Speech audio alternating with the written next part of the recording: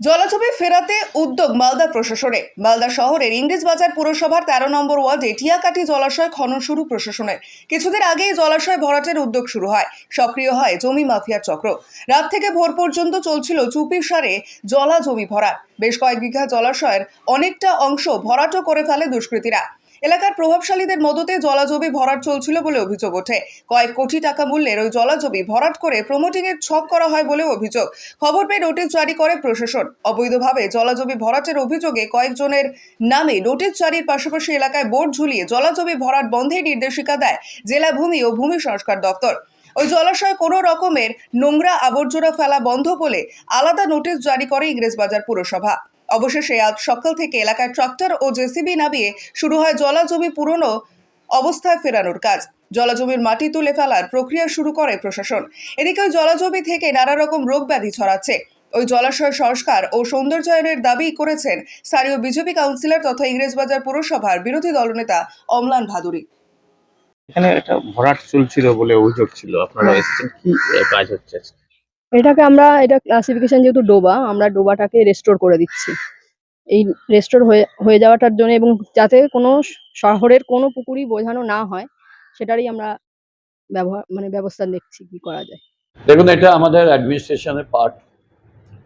যেহেতু ল্যান্ড ম্যাটারটা দেখে ডিএলআর ও বিএলআর দেখে, এটা আমাদের নজরে ছিল। লোকাল কাউন্সিলরকে বলেছে, কারণ আমাদের হচ্ছে ওয়ার্ড কমিটি আছে।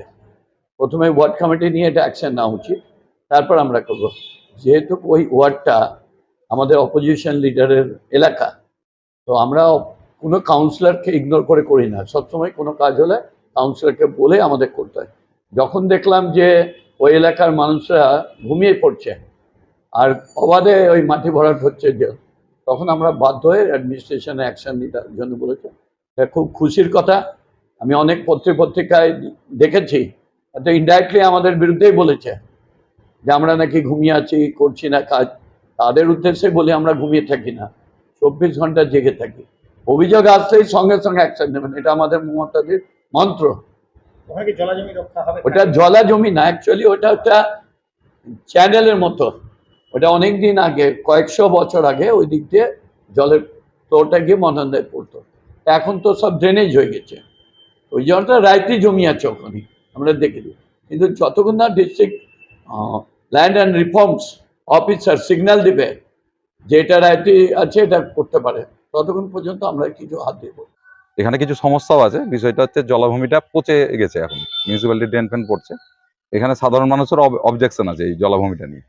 তো এইটা আমরাও জানি এবং আমরাও প্রশাসনের কথা বলবো যাতে এটাকে সুন্দরভাবে একটা বিউটিফিকেশন করে জলাভূমিটাকে একটা ভালো করা হয়, যাতে এখান থেকে ডেঙ্গু না ছড়ায়, অন্য অন্য অসুবিধা না হয়, একটা সৌন্দর্য যাতে বৃদ্ধি পায়, তার জন্য আমরা প্রশাসনকে আবেদন করব। আপনার ওয়ার্ড কারা ভরছিলেন এখানে?